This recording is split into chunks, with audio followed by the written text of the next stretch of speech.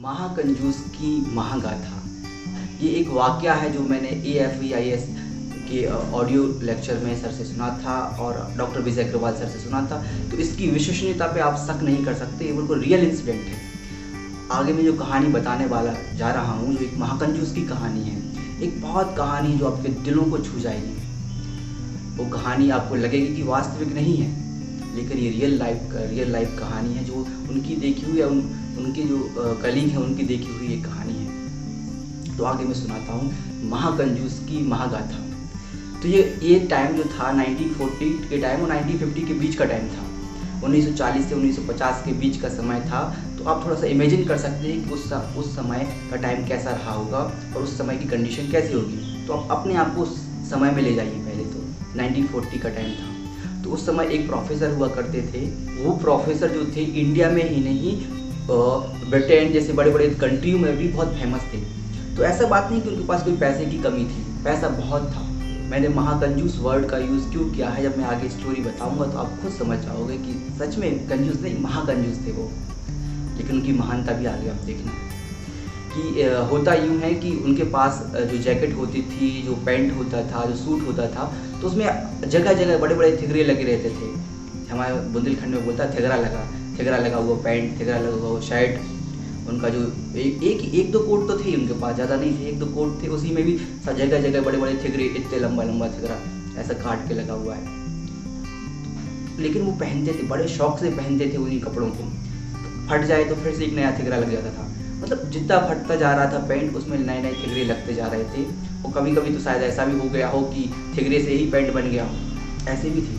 मतलब उनके पास पैसे की कोई कमी नहीं थी, लेकिन फिर भी वो थिगरे लगे पैंट पहनना पसंद करते थे। वो पैसे खर्च करना बिल्कुल फालतू समझते थे। एक और वाक्य, सेकंड वाक्य जो उनका है कि जो ब्लेड रहती है, जैसे आप देख रहे होगे जो सेविंग ब्लेड्स होती है ना, तो ये जो सेविंग ब्लेड्स रहती है ना, मैं दिखा दे रहा हूँ आपको। आपने देखा होगा, वैसे मैं तो सिर्फ थोड़ा सा एंटरटेनमेंट के लिए दिखा रहा हूँ आपको। जैसे ये ब्लेड जो है सेविंग ब्लेड है इरेजर, तो इसमें वो इसके पीछे वो नंबरिंग कर लेते थे ब्लेड के पीछे से। 1 इधर डाल लेंगे, 2 इधर, ठीक है, 3 इधर, 4 इधर, फिर ऐसे ही इसको इस साइड मुड़ के 5 6 7 8। तो ये नंबर उन्होंने डाले हैं। इसका मतलब ये था कि वो इसको 8 बार यूज़ करेंगे। इस साइड की ब्लेड 2 बार यूज़ करना है, इस साइड की ब्लेड 2 बार यूज़ करना है, फिर इस साइड से यूज़ करना है। इस तरह से वो एक ब्लेड को 8 बार यूज़ करते थे। कंजूसी की सीमा देखिए आप। वो व्यक्ति जिसके पास अच्छा पैसा आ रहा है, अच्छा प्रेस्टिजियस कॉलेज में पढ़ा रहा है, अच्छा नाम है उसका पूरी देश में है नहीं, पूरी दुनिया में उसका नाम है, लेकिन वो व्यक्ति ऐसा कर रहा है। अब लेकिन ये जो ब्लेड बची है ना, ये ब्लेड को ऐसे फेंक नहीं देता था। 8 बार यूज़ करने के बाद भी वो ऐसे ही फेंक नहीं देते थे उसको। अब उस ब्लेड को लेकर वो जैसे जो माचिस की जो तीलियाँ होती हैं, उसको बीच में से, तीलियों को बीच में से काटते थे उसी ब्लेड से, जो 8 बार यूज़ कर लेते। उस ब्लेड से माचिस की तीलियों को काटते थे और तीलियाँ जब 2 पार्ट हो जाते थे तो एक तीली आधा पार्ट आज यूज़ करते थे और आधा पार्ट कल यूज़ करते थे। अब देखिए कंजूसी का लेवल देखिए आप, जिसके पास पैसे हैं, हर चीज़ है, लेकिन फिर भी इतना कंजूस। अभी एक और वाक़या है, आपको विश्वास नहीं हो रहा होगा, लेकिन जब मैं उनका नाम बताऊँगा, उनका काम बताऊँगा, तो आप अपने ऊपर रोगे और मैं भी अपने ऊपर रोया था उस टाइम। ऐसा भी हो सकता है। तो ये माचिस की तीलियाँ, और फिर उसके बाद एक बार उन्होंने एक नया घर खरीदा। उनकी फैमिली में उन्होंने एक घर खरीदा। तो उनके घर पे पूजा हो रही होगी, उद्घाटन समारोह होगा। तो ऐसा कहते हैं कि पंडित जी जानते थे कि ये नेचर से बहुत महाकंजूस हैं।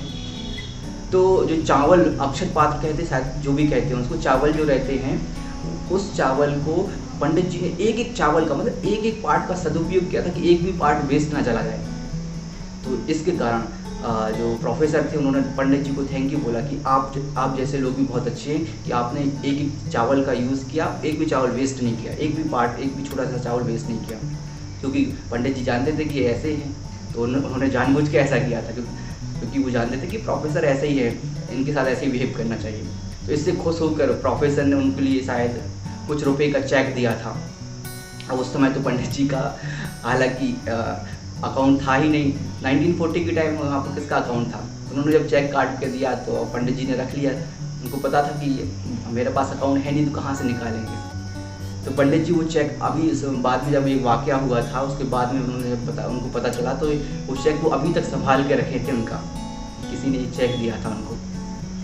तो ये जो आप स्टोरी सुन रहे हैं, ये जो देख रहे हैं, आपको लग रहा है कि कितना महाकंजूस आदमी है यार और बेकार आदमी, लेकिन नहीं डियर गाइस, यही वो व्यक्ति है, यही जो व्यक्ति है जिसने बुंदेलखंड की धरती पर एक विद्यालय खोला, एक विश्वविद्यालय खोला जिसे आज सागर विश्वविद्यालय के नाम से जाना जाता है। इस बुंदेलखंड की धरती जहाँ बहुत पिछड़ापन है, एजुकेशन में, डेवलपमेंट में, हर लेवल में पिछड़ापन है, लेकिन जहाँ पे उन्होंने सोचा कि यहाँ पे हम एक विश्वविद्यालय खोलेंगे, तो ये व्यक्ति कोई और नहीं डॉक्टर हरि सिंह गौर जी ही हैं। यही वो व्यक्ति हैं जो महाकंजूस थे। उन्होंने एक एक पाई को बचाया, अपनी एक एक पाई को खर्च करने से बचाया, और इस पाई का उपयोग उन्होंने इस विश्वविद्यालय के निर्माण में लगाया, ताकि इस बुंदेलखंड की धरती को जो कि बंजर धरती हो गई थी शिक्षा के मामले में, उस बंजर धरती को शिक्षा के मामले में हरा भरा किया जाए। आज नए नए दोस्त, मेरे खुद के दोस्त बहुत सारे उस यूनिवर्सिटी में पढ़ते हैं, सागर विश्वविद्यालय में पढ़ते हैं। मैं भी सोचता हूँ कि यार इस विश्वविद्यालय, लेकिन मैं चूँकि मेरे दोस्त वहाँ पे पढ़ते हैं तो मैं कई बार वहाँ जाना हुआ है मेरा। कदमों पे तेरे बादल झुकेंगे जब तक तुझे एहसास है, जागीर तेरा खजाना, ये तश्नगी है, ये प्यास है, क्यों रोकना ये कारवां। और मतलब वहाँ का वातावरण देख के ही मुझे बहुत आंतरिक खुशी होती है। तो जब भी वहाँ जाता हूँ तो डॉक्टर हरि सिंह गौर के लिए नतमस्तक हो जाता हूँ कि वो इतने महाकंजूस से क्यों जिए।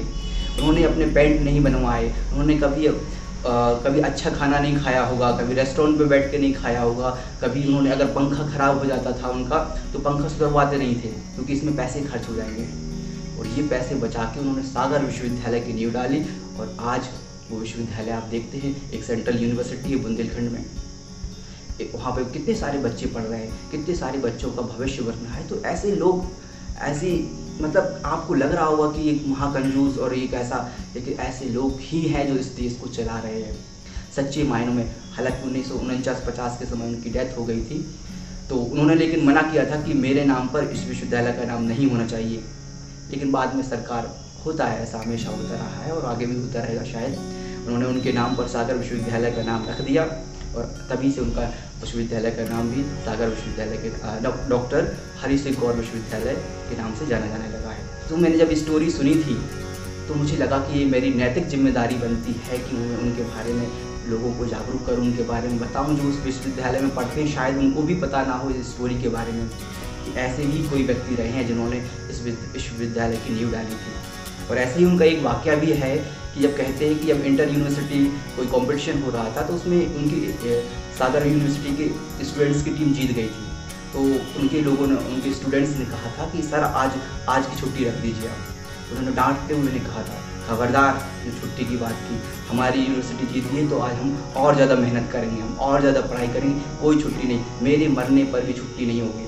तो उनकी जब पुण्यतिथि मनाई जाती है तो शायद आज भी वहाँ पे छुट्टी नहीं होती है, लोग वहाँ पे बड़ा प्रोग्राम ऑर्गेनाइज करते हैं, और ऐसा होना भी चाहिए। एक महान आत्मा के लिए, इस बुंदेलखंड की धरती के लिए जिन्होंने उनको सिंचित किया शिक्षा के मामले में, ऐसे महान पुरुष, ऐसे महान लोग कभी कभी ही धरती पर आते हैं। तो ऐसे लोगों को मैं नमन करता हूँ, उनको मतलब हार्टफुली थैंक यू बोलना चाहूँगा, और वहाँ पढ़ने वाले स्टूडेंट को भी हार्टफुली थैंक यू कि आप ऐसे जगह पढ़ रहे हैं जहाँ पे ऐसे लोग रह चुके हैं। ऐसे ही कहानियाँ जो आपकी लाइफ को हमेशा अच्छा बनाती हैं, आपको एक पॉजिटिव डायरेक्शन देने का काम करती हैं, मैं लाता रहूँगा। इसके लिए आप चाहें तो हमारा चैनल सब्सक्राइब कर लीजिए, ताकि आपको समय समय पर नोटिफिकेशन मिलता रहे और आप ऐसी अच्छी बातों से वंचित ना रह पाएँ।